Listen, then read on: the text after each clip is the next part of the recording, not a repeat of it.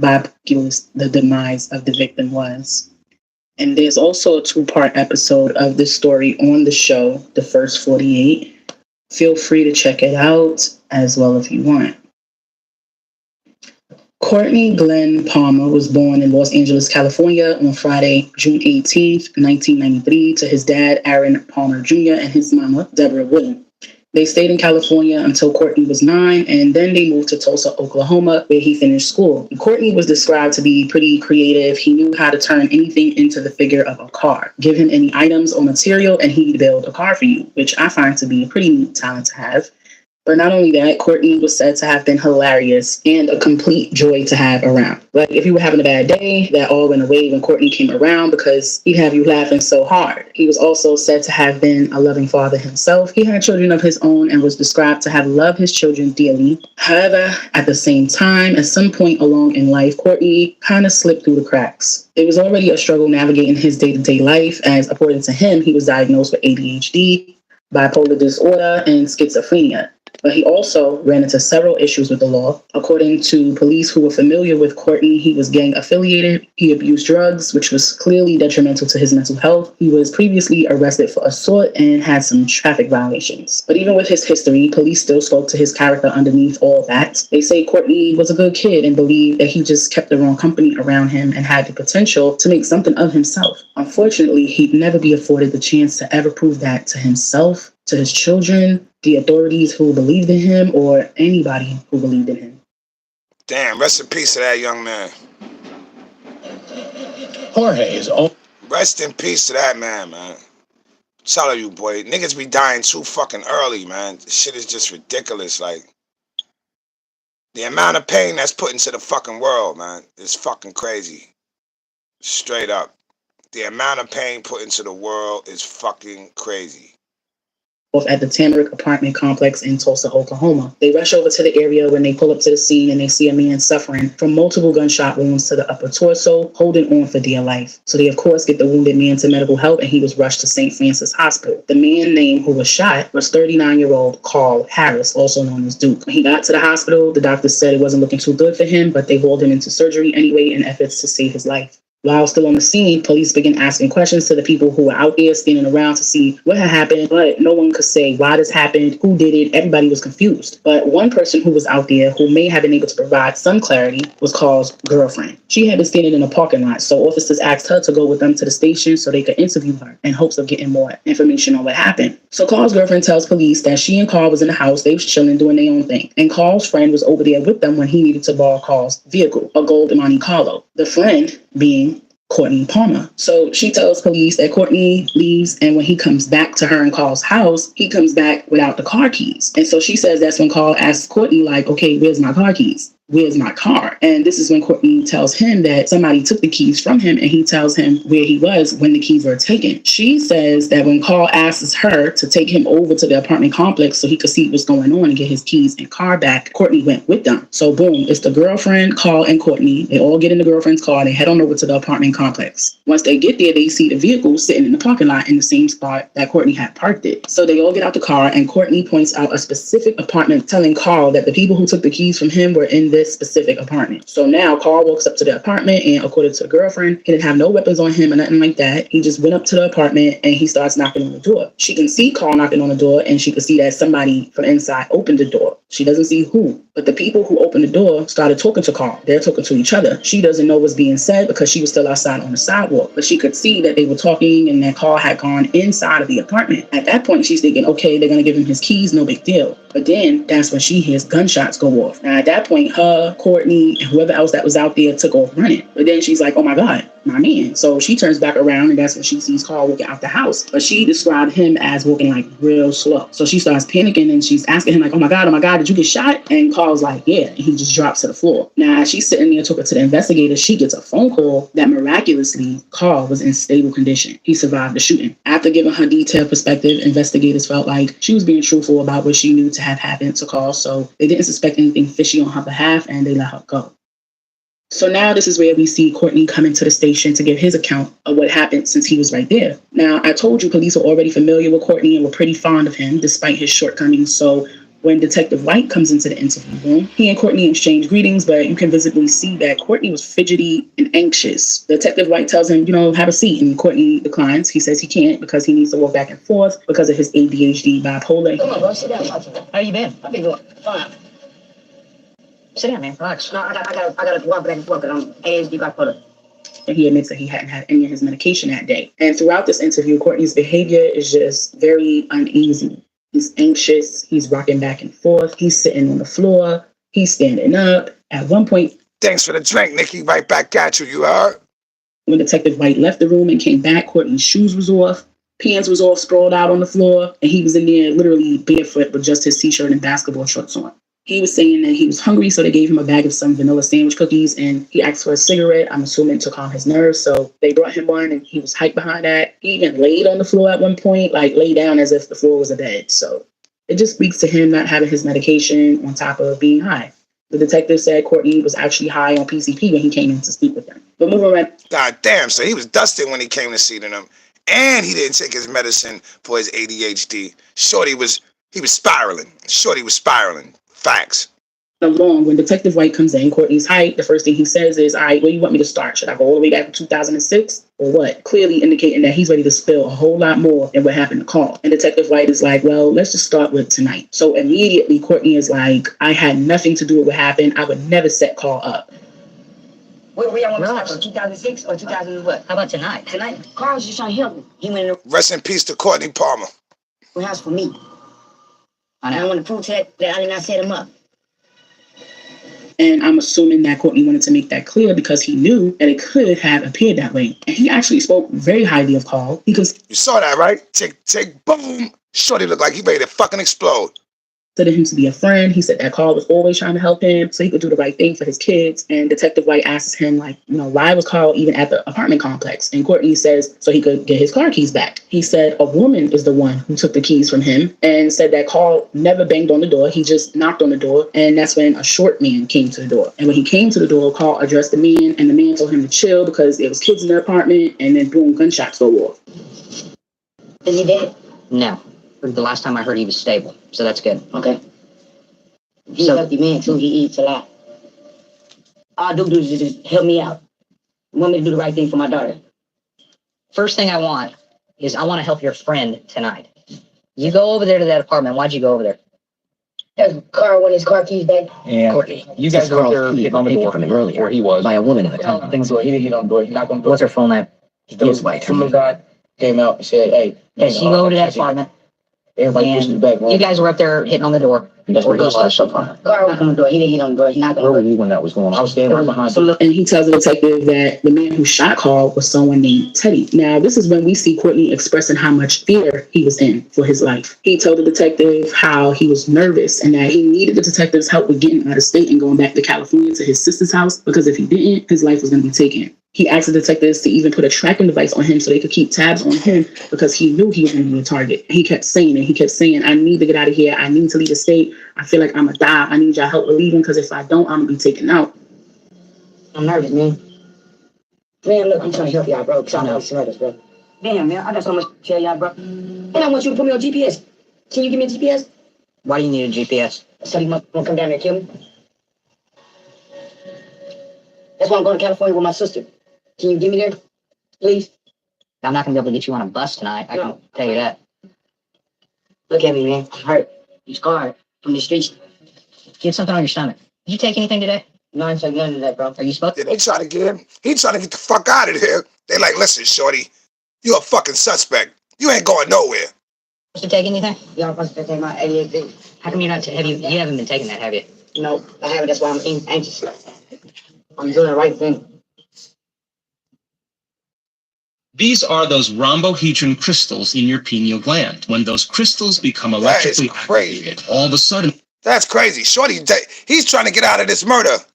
Ladies and gentlemen, he's trying to get out of this motherfucking murder. That's how I feel. You're gonna die if you keep living like this. I know. I don't want you to die. Anything you want, I'll give it to me, but I gotta go to California. I gotta go. I just need to know who shot your friend. Who? Tonight. Who shot him? Yeah. Who pulled the trigger? Look me in my eyes. I'm gonna tell you right now. Okay.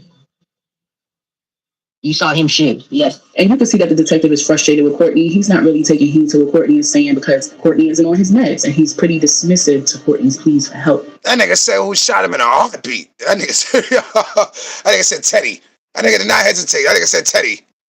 In response to Courtney's plea for help on getting to California, the detective tells him, well, I can't get you on no bus tonight. And Courtney's like, no, I need a plane. And the detective kind of just gives him this blank stare. Courtney made it very clear that his life was in danger. He was in fear, and he asked for help on getting out of Dodge. And due to his frantic behavior, his concerns were brushed off. This will be important to remember for later. Now, when Courtney tells the detective that this guy named Teddy is the one who shot Carl, the detective goes and pulls up some info on Teddy, including a photo, comes back into the room and shows the photo to Courtney. And sure enough, Courtney confirmed that this was Teddy in the photo. At this point, Courtney is visibly, increasingly becoming more fidgety, more anxious, saying how, he needs his meds, he needs to see his mom, he needs to see his kid. Yo, I mean, I know one thing, when we was little, and you couldn't sit still, and you was getting in trouble in class all the time, they said you had ADHD. Like, they gave everybody that diagnosis and put you in fucking special ed classes. But there were some niggas who really needed that fucking medicine, and when they didn't take it, they went bonkers. And he repeats that he needs to get to California, and he wants to be tracked by the police to ensure he's being looked over. Detective White is visibly frustrated. He's feeling like I probably can't even take his word for anything because he's not on his meds. He's all over the place, and he couldn't just get a warrant for this Teddy guy based solely on Courtney's word. So at this point, as Courtney is laying on the floor, Detective White tells him, you know what? Go home. Go get some rest. Take your meds. Lay low at your mother's house. Don't be outside roaming the streets, and when you sober up and you're medicated, then we can talk. And Courtney got up. He put on his clothes. He agreed to what Detective White told him, and he went on his way. I just need my daughter. That's all I want. My daughter, California, and the GPS, so they won't track me, but y'all. Please, man. I need my medicine. I'm ADHD, bipolar, schizophrenia. I need to go to my mama. I just gotta get some sleep, bro, and make sure my mama all right. Now, keep in mind, the detectives told him to lay low at his mother's house because that's also important to remember for later. Now, the girl who took Carl's car keys from Courtney showed up to the police station to give her account on what role she played in all this. And it gives some clarity as to how all this even started. So, according to the young lady, she said she's known Courtney, who was just 23 years old at the time, since they were 15 years old. And he had a child with one of her best friends. So, when she saw Courtney pulling up to the apartment complex in the gold Monte Carlo, swerving and driving in a way that could put other people's lives at risk as well as his own, she approached him when he got out the car because she thought it was his car. And she said, she was like, she knew that he was high. Remember, this is somebody that she's known for a whole 8 years. So she already knew when he was under the influence. So she's like, nah. She takes the keys from him and she tells him, like, go sober up. And once you sober up, you can get the keys back. Whole time, not even knowing that the car belonged to somebody else. And Oh, so she was trying to help the kid out. That's what she was trying to do. She was trying to help him out. He didn't tell her that. So when she took the keys from him, she left in her own vehicle, not thinking nothing of it. And when she gets back to the apartment complex, people were asking her if she was okay. And she was confused, like, yeah, I'm good. Like, what y'all talking about? And that's when she learned about what happened to Carl. So you see, Courtney went back and told Carl about what happened with these keys, but he didn't tell him everything. He didn't tell Carl that the girl left the complex. He told Carl that the person who took his keys was in some apartment, to which I believe him being so high, he gave Carl the wrong information, not even. That's a fact. He could have definitely gave the wrong information. Hit the like button. Tragic deaths. It's crazy what these young people go through, you heard? Shit is amazing. Thinking about what could have happened, ahead of time. Plus, when Courtney, Carl, and Carl's girlfriend were on their way to the apartment complex to get the keys back, Courtney was in the car, getting real froggy. Like, oh, they trying to play me, F out of here, just talking spicy. And the girlfriend said that's how Courtney was anyway. He was always so animated. But, imagine Carl hearing all that, probably really thinking somebody done violated his little man's and his car keys and got taken in the process of all that. So really, this whole thing was just a big misunderstanding that damn near took Carl's life when you think about the grand scheme of things. But thankfully, Carl was in the hospital on the road to recovery. But this entire ordeal is nowhere near over. Police still wanted to talk to Carl to get his side of the story, and they also wanted to speak to Courtney while he was sober and coherent. But before they could even speak to any of these guys, they get a phone call from a man stating that he was in the apartment when the shooting went down. So they appreciate you, Lady JJ. So this dude was in the apartment when the shooting was going down. All right. Hi, Carl. Let's talk some truth. asking if he could come into the station for an interview. The man agrees. He shows up. Once in the interview room, this guy says not only was he there, but he was the one who pulled the trigger. You see, from what this guy was saying, it was him, his girlfriend, 2 other ladies, and the 5 children in the apartment. He says he had just walked in the door, locked the door, going inside of the apartment, and that's when he heard the kicking at the door. Boom, boom, boom. He says he goes back to the door to see, who's kicking his door. And he could hear the window to his bedroom get busted out. So now at this point, he halfway opens the door and see Carl standing there. So the guy says to Carl, like, yo, I got kids in here. Like, what's going on? Which is what Courtney said as well. He said the guy who opened... Looks like way more to ADHD to me, too. The door did mention children being in the house. So this guy says that Carl responds like, man, F those kids. And then he barges into the apartment. So the detectives are asking him like, okay, did anybody in this apartment even know Carl personally? And the man is like, no, nobody even knew who he was. So for him, it's like, okay, the strange man barging into his apartment after kicking his door and busting his window out. Kids is in the house, women in the house, everybody's scared, they screaming. So at this point, he feeling like he got to, protect the household, especially as the man of the house. So the detectives ask him like, did you know what he's there for? And the guy's like, no, I didn't know at the time, but later on, I found out it was about some keys, but I don't know nothing about no keys or nothing. So as Carl barges into the apartment, the guy says that he runs into his bedroom to grab his gun because he kept it under the mattress. By the time he's turning around, Carl is standing right there at the bedroom door. And so, that's when he just shot him several times. Boom, boom, boom. And he said, I was wrong for leaving the scene. I left because I was scared. But once all my nerves calmed down, I realized I'm not even in the room. I was protecting my home and my love. So hold up. So this kid borrows somebody's car. He takes the car to the projects. He sees one of his homegirls. The homegirl notices that he's drunk out his, he's high out of his mind or whatever. Boom, boom, boom. He takes the car keys. She takes the car keys from son. Trying to protect the nigga, make sure he don't hurt himself or hurt nobody else. This nigga tells the owner of the car that the shorty took the keys and went to some crib.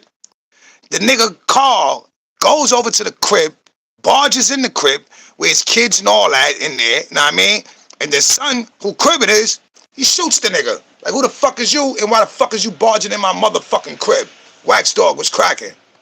Loved ones. It was either going to be him or me. And he said, like, if I could do it all over again, I still would have shot him because of the way he went about it. The only different thing that he would have done was stayed at the scene. He said he hated that it had to happen like that, but pretty much it is what it is. So at this point, detectives say that everything this man was telling them... So, Slay, I know, right? This is crazy. Salute to you, mommy. Was pretty consistent with the evidence at the scene. And just to jump ahead a bit and close this part of the story out, the man was never charged with anything. Prosecutors determined that this man shot out of self-defense and he wouldn't be facing any consequences. So that's that with that. But stay with me because things just get worse from here. Now, at this point, the detectives are still wanting to speak to Courtney because even though they didn't do much to help Courtney when he expressed being in fear for his life, they were still concerned about him because they hadn't heard from Courtney. They're like, hoping that he did as they told him, which was to stay out the way and lay low at his mother's house. A week passed by after that investigation with the man at the apartment. It was Thursday, November 17th, 2016, and Courtney was reported missing. Now, detectives are nervous. They're like, something probably happened to him just like he said it would. And boom, they get an anonymous call from someone who told them Courtney was deceased. The anonymous caller said, Look, and Courtney told them, my life is in danger. My life is in danger. My life is in danger. Courtney told these people more than once that his life was in danger. But police ain't give a fuck about his life being in danger. They wanted to know, about the other kid, Carl, who got shot. You feel me? That they got some information from a woman they know who told them that Courtney's life was taken in the bathroom of a house in Tulsa and that his body was sent out to a town called Summit in Muskogee County where there's a bunch of hogs and pigs so that the hogs could consume his deceased body. The detectives don't know if this information could be true or if someone could just be goofing off and trolling, but at the same time, they had to consider that some people did believe that Courtney set Carl up to be eliminated, and they could have wanted retaliation for what happened to Carl. So detectives called Courtney's mom, Deborah, to see if she's seen or heard from her son, and she tells them no, she hadn't seen or heard from Courtney since November 10th, 2 days after Carl got shot. And she was worried sick because she normally spoke to him every day. They called his sister in California to see if she spoke to him, but she said she hadn't heard from him either. They checked his social media to see if he'd been active, but nothing. So now detectives are feeling like there just might be some truth to that anonymous call they got, but they're still hoping for the best. Now, investigators were able to obtain the woman's address who gave the anonymous tips to this information about Courtney being deceased and fed to hogs. So they went to her house to pick her up and bring her back to the station for an interview. Yeah, you thought you was going to give a tip, huh, shorty? You thought you was going to give a tip? Find out how does she know this information. Once in the station, the woman says that another woman by the name of Charlita, aka Charlie, was the one who told her about Carl getting shot, and people believing that Courtney set Carl up. She then says that Charlita told her straight up that she lied to Courtney and lured him to come over to her house on November 10th, which is the last time that Deborah said she heard from her son. So apparently, Charlita lured Courtney to her apartment, and once he got there, Charlita got him high so that he could start spilling information about what happened to Carl while he was under the influence, because at the time, Carl couldn't talk to anybody while he was in the hospital. So the woman says at that point, she asks Charlita, like, well, okay, where even is Courtney? And Charlita just tells her, well, nobody got to worry about him no more. The woman says she just got this really bad feeling when Charlita told her that, but she didn't know what it meant exactly. And at that point, she had no idea where Courtney could be. So detectives just gave her their contact information and told her to reach out if she came across any more info. So now with this Charlita woman's name being brought up, Charlita Mack, to be precise, who was 39 years old at the time, police began looking into who she was, and her rap sheet came up, which consisted of multiple convictions, including larceny. Yep, Charlita. Look at Charlita. Let's take a long, short look at Charlita. Yeah, you guilty. You did it. Yep, you did it. You did it, Charlita. You did it, Charlita. You set that boy up. You set that boy up. How much they paid you? How much money did they give you? And harboring a fugitive. So detectives make a plan to get to the home that Charlita lived to search her home with an active search warrant. When they get there, they bang on the door and tell Charlita open up the door because they had a search warrant. There were other occupants in the house and the police told them to step out. As the police went inside the home, on the surface, things looked normal. But then when they headed into the bathroom, because remember, Judge Eric, salute. the anonymous caller told them that Courtney was taken out in a bathroom in the house. The chemical luminol was used in the bathroom, which is a chemical used to 9 to 5 better than 25 any motherfucking day of the year. Salute to you. detect blood that wasn't completely cleaned up and isn't visible to the plain eye. It was used, and under the black light, sure enough, the bathroom lit up. There were traces of blood splatter all over the bathroom. Police take Charlita, her 18-year-old son, his girlfriend, a young woman named Jeanette, all to the station in cuffs for questioning. That's right. All three of y'all got to go down to the station. The blood was found in the spot. Charlita, I don't know. Why did you do it? Why did you kill that young man? Was Carl your lover? El Plaga, salute. Was Carl your lover? They start with questioning Jeanette first. When they sit Jeanette down, they tell her, like, look, we took a look at your record. It's clean. You don't see that often. So don't dirty up your record trying to lie to us. Just be honest about anything you know pertaining to Courtney. And they show her a photo of Courtney asking if she knows him. She's like, yeah, I know him, but I hadn't seen him since Halloween at Charlita's house. They tell her how Courtney is missing and possibly deceased. And the rumor is that his life was taken at the house she's living at, Charlita's house. Jeanette's jaw drops. She's like, what? Oh my God, wow. You know, like, it's her first time hearing about this. She's saying, all I know is Courtney is missing because I saw it in the news, but anything other than that, I don't know nothing about. Detectives are like, okay, and they let her go. So now they move on to Charlita's 18-year-old son, and they get straight to the nitty-gritty with him. They don't ask him if he knows Courtney. They're like, how do you know Courtney? And he says Courtney is his cousin's baby father. They ask him if he knows Carl. He says yes, and he heard about Carl getting shot, and that Courtney is the one who set him up to get shot. The detectives are like, okay, now what did you hear about Courtney? And he says all he knows is what he sees on social media, people posting statuses about Courtney's disappearance. At this point, detectives are tired of pussyfooting around, and they pull out the images of the blood splatter under the luminol and black light, and they show it to the young man, and they're like, listen, we had a search warrant for your home. We found this blood in your bathroom. The son gets all choked up, and detectives are like, look, you're young. You don't want to ruin your life like this. Tell us the whole truth and nothing but the truth. So he cracks. He's like, I'm not about to go to jail for nobody else. And he tells them everything he knows. He explains to detectives that it was about 10 or 11 p.m. on November 10th. It was... Hold up. Don't tell me that he just tells on his mother. Don't tell me that that this nigga's about to tell on his mother.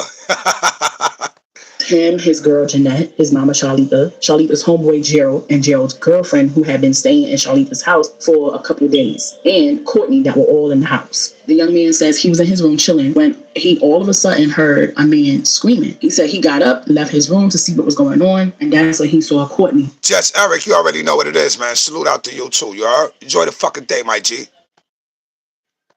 In the bathtub. In the bathroom with Courtney was Gerald and his girlfriend. He said Gerald's girlfriend was steadily yelling while standing over Courtney in the tub saying, you got my cousin shot. You got my cousin shot. talking about Carl. And the girl just started beating on him. He said it just got worse from there. Apparently, Gerald's girlfriend left to go and get some ice from the store. And when she got back, they made Courtney sit in the tub with freezing cold water and the ice. He said he could hear Courtney begging them to please let him get out of the tub, saying that he was freezing cold. And Gerald and his girlfriend was just like, nope, you ain't getting out the tub. The young man said he asked the couple, like, why are y'all wilding like this? And they told him, well, Carl can't talk right now, so he ain't gonna be able to talk either.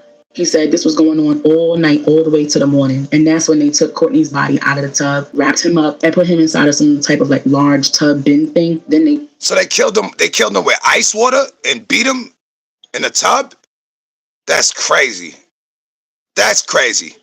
Placed him in the back of a white pickup truck and drove off, but he wasn't sure where he went. After talking to Charlita's son, detectives go into the interview room with Charlita Mack to question her, and with her, they have zero patience. They're like, look, we already know that you know Courtney, and don't even try to BS us because your son already started talking, so you may as well tell the truth. So Charlita's like, look, Courtney pulled up to my house so we can toot some lines, the powder. And the detective is like, well, we heard you lured him to your house with drugs purposely. And she's like, what? No, that's not what happened. She's swearing up and down. He came over there on his own accord because according to her, that's something he always did. He always just would pop up randomly over at her house. So she's like, Courtney is over there. He's talking loud at the front of the house, being his usual self. And that's when Gerald's girlfriend comes out from the back room and sees Courtney sitting on the couch. Charlita said the girl knew who Courtney was because they used to be involved with each other. So as Courtney is sitting on the couch, Gerald's girlfriend climbs on top of him and she's angry. She's grabbing on Courtney's face, she's shouting, and then that's when out of nowhere she takes a blade and slices his face. Courtney starts bleeding. You was right, Wax Dog.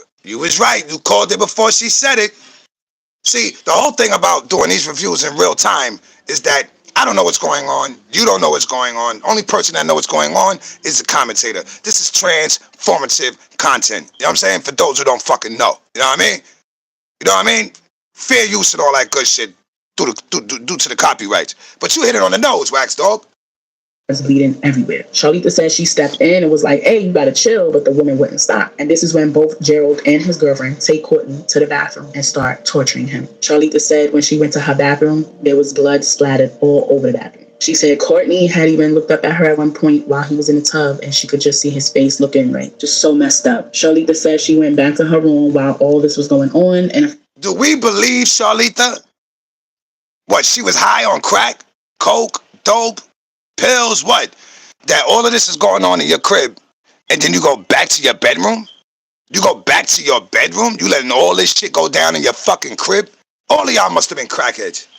And a few hours later, she came out of her room to check on Courtney, but that's when she saw Gerald and Courtney tussling in her hallway. She said Gerald had him in a chokehold, trying to choke him out, and Courtney was gasping for air. This is when Gerald's girlfriend comes over to where the men were, and with cowboy boots on, she begins stomping Courtney out over and over and over again until Courtney was no longer making any other sounds and there was no longer a struggle. She said Gerald's girlfriend then got some big trash bags. They placed one bag over Courtney's upper body and another on the lower part of his body, and then they carried him out. When the detectives asked her who cleaned up the bathroom, Charlita admitted that she cleaned up her own bathroom. They asked her what did Gerald's girlfriend look like and what was her name. But Charlita said she didn't know because the girl had on a hoodie that kind of hid her face and she wasn't aware of the girl's name, which to me... She is lying.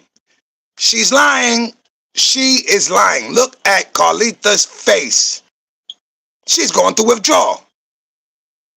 She's gone through withdrawal. There are evil people in the world, ladies and gentlemen. For all you niggas that really think you demons,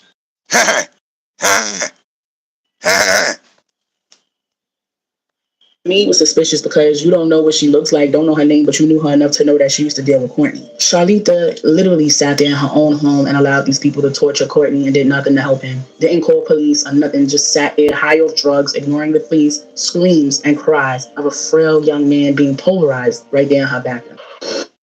If you've been waiting to apply for disability benefits, don't. Hi, I'm Sarah. Right there in her bathroom, bro. Right there in her bathroom. She let these motherfuckers murder this young boy. She let them murder this young boy. That's fucking bananas. Meanwhile, that's the cousin of her baby father.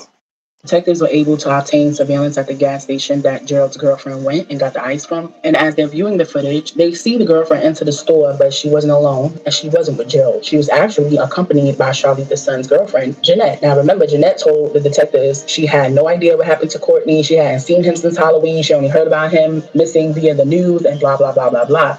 Rose Galway sold was cracking. And here you are on camera with ice bags in your hand. Hit the like button, ladies and gentlemen. Appreciate you, you heard? They done killed this young boy in the bathtub. Boy had ADHD. He had a fucking dust and cocaine addiction. Young man. It looked like the whole crib had an addiction. In hand while Courtney is literally sitting in the tub in the home you live in, being tortured for hours and hours, caught in a lie. Also in the surveillance was the white truck that Courtney had been put inside of after being tortured. So the detectives decided to take a trip down to the town of Summit in Muscogee County, where it was rumored that Courtney... Oh yeah, Lady JJ got a channel. Everybody go subscribe to Lady JJ. You already know who it is. You already know how she get down. Always supporting everybody in the sector. You know what I mean? Salute to you, Lady JJ. Go subscribe to the NY Nikki. Go subscribe to Tasha Slay 2 TV. Subscribe. Subscribe to 9 to 5 is better than 25. Subscribe to Us Never Them. Subscribe. Courtney had been fed to hogs and pigs to see if they could find the white truck over there. When they get there, they don't find the white truck, but they do see all throughout the town, there were pigs and hogs all over. Literally at every turn, you saw the hogs out there just eating that trash and scraps, which spoke to the idea that Courtney may have very well been fed to the hogs and pigs. And keep these hogs and pigs in mind because the boomers will play a very crucial part in the story later on. Now, detectives head back to Tulsa. Yo, Wax, they fed him to the pigs? They fed him to the pigs? Motherfuckers is vicious, man. Vicious, man. They make more attempts at finding Jeanette since they learned she lied to them, but to no avail. In the midst of this, they get a call that Gerald has been located, and he's with a girl named Sierra. Immediately, they're like, okay, bet, the Sierra girl must be girlfriend. They look into the database system to see if they can find an image or a record for her, but they didn't come up with anything other than a report that was made by her against an ex-boyfriend for vandalism. And who was the ex-boyfriend? Courtney Palmer. Now, remember, Charlitha already told them that Gerald's girlfriend was once involved with Courtney. So detectives are like, oh yeah, this Sierra girl is definitely Gerald's lady. This must be the girl that was on the surveillance at the gas station. So they head on over to the address that was given to them to finally speak to the Sierra girl and have their warrant in hand. They knock on the door, ask for Sierra. Sierra comes out. They show her the warrant and a printout of a still image of the woman at the gas station. And the still image isn't very clear because, as you know, surveillance cameras can be pretty grainy. So black woman in the still image, black woman in front of them, ex-boyfriend is Courtney Palmer. They're assuming that this is their girl. Whole time, it's not. Detectives get hit with a curveball because Sierra looks at the image and she's like, that's not me. That's Ayla. So now we have a new character. This is the first time detectives are here. So that ain't even the girl that's not even the girl that made the anonymous call, nor is it the girl that was the you know, I don't get it. I don't get it. Are hearing the name Ayla. Sierra tells the detectives her full name is Michaela Little, and she and her boyfriend, Gerald, had moved into her apartment about a month prior, but they moved out days ago, which makes sense because remember, Gerald, and who we now know as Michaela, was living with Charlitha for some days. Sierra tells the detectives, like, I'm glad I could finally speak on all the things that Michaela told me because I've been wanting to get this off my chest. I just didn't know who to turn to. So they all head over to the station, and Sierra's like, yeah, her and Courtney had dated at one point, but they had a falling out, so they broke up, but she hadn't heard from him since the breakup, and it was really bothering her because they spoke all the time. She said during a conversation with Michaela told her, you know, well, you're never going to see Courtney again. And Sierra said, she asked her, like, what you mean by that? That's what Michaela told her, like, this is about to be some First 48 stuff. And the wicked irony in that, being that this is really on the First 48. Detectives asked Sierra if she knew where Gerald and Michaela would be living at that moment, and she said no, but she was able to provide them with Michaela's phone number. So detectives start investigating to see if they could find Michaela based on her phone records, and the plan was to arrest Michaela, Gerald, and Jeanette on assault and battery with an attempt to commit homicide. And I say an attempt to commit homicide because at this time, Courtney's body still hadn't been found. Now, based on Michaela's phone records, they were led to a pretty broad general area and decided they'd hit the grounds and search for as long as they needed to until they came across Michaela or that white pickup truck or Gerald or all three. And lo and behold, they end up finding the truck. So now at this point, detectives call in more officers so they can stake outside to watch the truck and see if Michaela or Gerald will come out. Why didn't they get rid of this truck?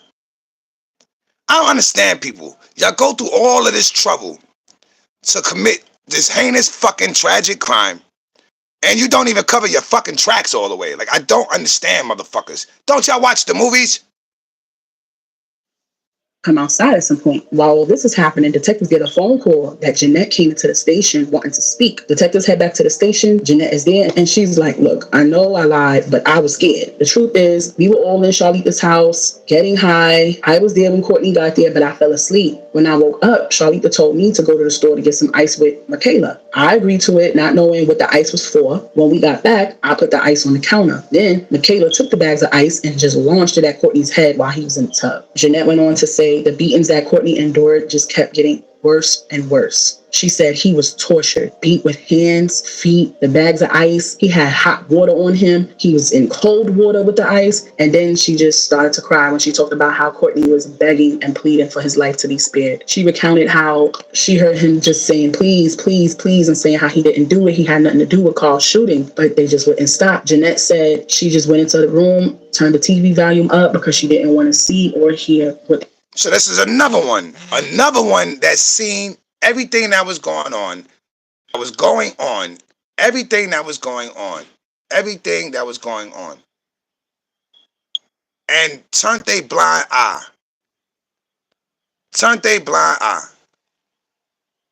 That is fucking bananas. What they were doing to Courtney. She said she asked Charlita, like, why did it have to go so far? And Charlita just told her, like, it had already gotten so bad, they just had to finish what they started. Grown-ass Charlita, not even trying to protect the integrity of her home or those teens because she was high out of her mind. No help for Courtney. No humanity whatsoever. They took Jeanette into custody and they put an arrest warrant out for Charlita. Now, back at the location of the white pickup truck, which was outside of Brigton Apartments, an intelligence analyst who was staking outside was able to locate Gerald's uncle in the apartment he and Gerald was staying at. So in the evening hours, police make their move into the apartment with their search warrant in hand and find both Gerald and Michaela in the apartment and place them under arrest. When officers entered the apartment, they found the sweater they saw Michaela wearing in the surveillance the night she went to get ice from the store. Michaela was... Y'all didn't get rid of the truck. Y'all didn't get rid of the clothes y'all was wearing. Y'all didn't get rid of anything. All y'all did was get rid of that body. Y'all got rid of that body. Y'all had all those witnesses there. What made y'all think that y'all was getting away with killing that fucking boy? Y'all niggas is crazy. Crazy. Heated. She was so mad that there were so many cameras in her face. She was cursing police out, telling them to get the cameras out her face because remember, this is all being filmed for the first 48 episodes. And she carried that attitude all the way to the station. When she got into the interview room, she was real dismissive and denied everything the police threw at her. They told her what her charges would be. She said she didn't know why she was getting charged because she didn't do anything. Denied knowing Charlita, denied knowing Jeanette, denied knowing Courtney, said she got nothing to do with nothing. Denied everything. She denied everything. She's lying. She's lying from the bald head on her head to the bumps on the side of her face. Denied that it was her in the surveillance at the gas station, even though they showed her herself on camera with the sweater on that they found in the apartment. She just denied everything, but never asked for an attorney. She instead asked to be taken to her cell so she could lay down. And it appeared to me like she was high on the powder because she had that Coca-Cola jaw going on, if you know what I mean. I mean, look at her. Look at her. Look at her. Look at her. I mean, New York ain't even like this no more. Like, you know what I mean? This ain't in New York, but New York ain't like that no more. It ain't that many young people out there fucked up like this. Like, you know what I mean? Like, this is hard drug use. Hard drug use. Hard evil. You know what I'm saying? Y'all niggas ignored the fact that this little nigga was getting tortured. It didn't even have nothing to do, allegedly, with the murder of the nigga cousin. And while she was talking to the detectives, Detective White got so frustrated with her nonchalant demeanor, he called her pathetic after going back and forth with her. And he described her as unremorseful with no regard for human life. That pathetic jab must have really got under Michaela's skin because she started calling him a woman to try and offend him, but he ended up just leaving her in the interview room by herself. And then they moved on to talk to Gerald. But their attempt at talking to Gerald fell flat. Look at Gerald. Look at Gerald. Look at Gerald. Y'all grown-ass adults. What the fuck was y'all doing hanging out with these little kids anyway? Everybody fucking each other. Everybody having babies. Everybody's doing drugs. Where the young people's parents at? Like, where they parents at? Shit is sad, man. flat. First of all, he kept shifting back and forth in his seat, looking super uncomfortable, and said that he had a wicked stomach ache. The detectives told him they wanted to ask him some questions. Wicked stomach ache? Look like you got a wicked thirst problem. Look at this nigga's jibbers. Look at his jibbers. That nigga thirsty as fuck. He ain't brushed his teeth in weeks. Sitting there smoking crack all night. Smoking crack all day and killing kids.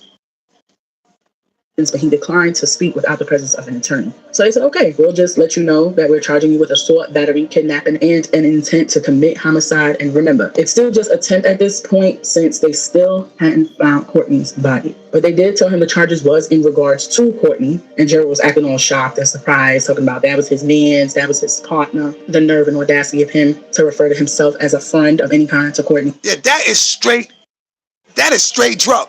That's every drug in the fucking book. He using everything. That nigga smoking meth. That nigga shooting dope. That nigga sniffing coke. He taking E-pills. He popping Perkies. That nigga want Xannies. That nigga want everything that you could possibly imagine. He looks like every fiend that I've ever seen. That nigga look like Pookie's older brother. Facts. He look like this nigga my auntie used to date back in the days when she was smoking. Gerald. Look at you, Gerald. Courtney. The detectives placed Gerald in cuffs, and that was it for Gerald at the moment. So now detectives shift their attention back to finding Courtney now that they have the main suspects in custody.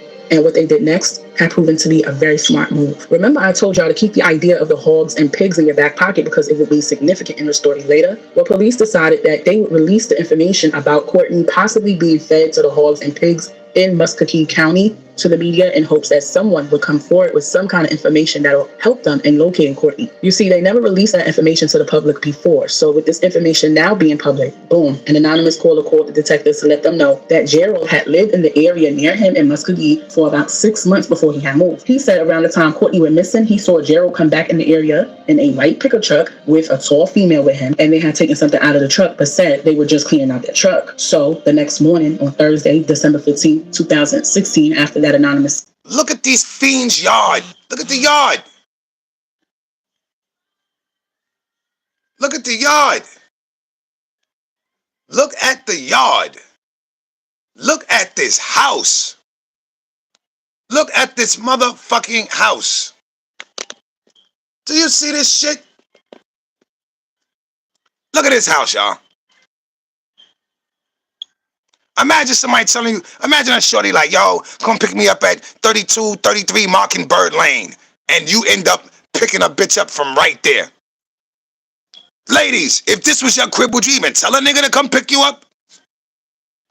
In this Tulsa homicide, detectives were joined by forensic anthropologists with Oklahoma State Medical Examiner's Office to process the scene. They headed out to the property they were tipped off about, and sure enough, they made the unfortunate discovery of Courtney's deceased body. Courtney hadn't been fed to pigs and hogs. That was just a rumor. However, his body was badly burned and thrown in a ditch. The body had been burned so badly, his remains looked like literal charcoal. Police had to make the unfortunate phone call to his mother to let her know that they believed they found Courtney's body deceased. And I use the term believed because, of course, they had to identify the remains first before confirming, in which eventually medical examiners did confirm that, yes, it was Courtney's body. Gerald pled guilty to charges of desecrating a human corpse, committing a gang-related offense, kidnapping, and first-degree homicide. District Judge Sharon Holmes sentenced Gerald to life in prison without the possibility of parole. Michaela was convicted of second-degree homicide and was sentenced to 49 years. She filed for an appeal on multiple grounds with the Oklahoma Court of Appeals, but she was denied, rightfully so. Denied. Yeah, you get denied. You of all people, you get denied. Look at you. You and Gerald. And let's not forget Caliento, whatever the fuck her name was, let them kill that boy inside of her motherfucking bathroom. Let's not forget about her. Let's not forget about Shorty that went in the other room and turned the motherfucking music up so that she couldn't hear them murdering that boy. What kind of drugs was y'all young people on, yo? pled guilty to being an accessory to homicide, earning a 2-year prison sentence and 18 years under the Oklahoma Department of Corrections supervision. On November 7th, 2017, Jeanette's homicide charges against her had been dropped. Courtney's mom, Deborah, got him cremated. She expressed how much she was going to miss her baby boy. She remembered Courtney as just being funny and a joy, saying how he missed his calling card to be a comedian. She said he's up in heaven now doing his thing, keeping the angels laughing, and said that God needed him more. This whole entire story was so unfortunate. Just one big misunderstanding that led to a man almost being eliminated because, to be honest, he went about it the wrong way for real. You don't go to... I mean, that was crazy. Like I said, the nigga borrowed somebody's car. You feel me? Pulled up to the projects. His homegirl seen he was twisted. Took the keys from the nigga. Feel me? She never left the complex. He told the dude who he bought the car from that shorty, he don't even know who it was, took the keys, and then he remembered, and he gave the wrong address to somebody's crib where the car owner went over there, as he should, you know what I'm saying? Like he was looking for his shit. His car been missing for 2 days. He tight. He goes over there, storms in the crib. Homie that lives in the crib is there with his wife, kids, all that, sister. He spazzes out, shoots shorty. They think that the Courtney kid set him up on purpose. The nigga was high on PSP. And he had ADHD and needed medicine. Go to nobody's home, regardless of the situation, looking for static, unarmed at that, can't even defend yourself for real, kicking on doors, busting out windows. You got your lady waiting on you right outside, and you talking about F them kids while you in another man's home that you never saw a day in your life. So when it comes to Carl, he better thank God that he's still here for real. And this one big misunderstanding that led to the horrifying torture and death of a young man who begged police for help in getting away because he knew his life was on the line, who begged and pleaded with the ones who took his life to spare his life, all while knowing he was about to die. The brain on drugs is a terrible thing. Everyone involved in the story were all on drugs. We know that being under the influence impairs your better judgment. And Courtney was too high to realize he walked Carl right into a situation that almost cost him his life. And Charlita, her son, and Jeanette were too high to get Courtney any help as he lay there screaming, begging, and pleading in that bathtub. And as for the police, law enforcement really needs to do a better job at taking people's safety concerns more seriously. How many times have we heard that someone's DV concerns weren't taken seriously until it was too late? Rest in peace, Courtney, but you looking a little sassy over there, homie. I don't know. I thought that was a girl picture. Or someone's stalking situation wasn't taken seriously until it was too late. Or someone who witnessed something who was afraid they'd be sought after wasn't taken seriously until it was too late. I understand that they instructed Courtney to lay low, but he asked them for help, and they ignored his direct request for a trip to California, all because he wasn't on his meds and he was high. They didn't take him seriously at all, and if they forever feel guilt for that, it serves them right. Demons are walking around in human vessels. Children are growing up without a father. A mother has lost her son. And no, Courtney didn't deserve the torture that he endured. He didn't deserve to lose his life the way that he did. The whole entire situation could have been avoided. It never had to go as far as it did. It was never that serious, for real. An unpopular opinion, but if Courtney's demise weighed heavy on Carl's heart and soul every waking moment of his life, it would serve him right. I mean, that was wild, man. I do send my deepest condolences to Courtney's mom. Definitely. Condolences to the mom. Condolences to Courtney's whole family. Rest in peace to you, young man. You understand what I'm saying? Listen, man, YouTube streets, it's crazy out there, B. You know what I'm saying? It's way more fucking shit to pay attention to than what the fuck we be paying attention to. That's a fact. That's a fact. So I don't want my sons going nowhere. So I don't want my daughters going nowhere. Because you never know what other people are doing. You cannot control the actions of other people. You can only control the actions of yourself. Bow your heads. Bow your heads. Whether you're a man or whether you're a woman, I'm not sure what you are. I'm not sure what I believe in and what I don't believe in. I do know that there is a higher power. I ask you to please hold Courtney's soul and spirit in the best possible shape that it could possibly be in the afterlife. I want you to bless his mom. I want you to bless his family. There's niggas like me that walk around every day looking to crash out, looking to have an excuse to not be here on this planet. And then there's young men like him that unfortunately get taken away before their time. Rest in peace to Courtney, blessings to his family, and death to those who killed him. Amen.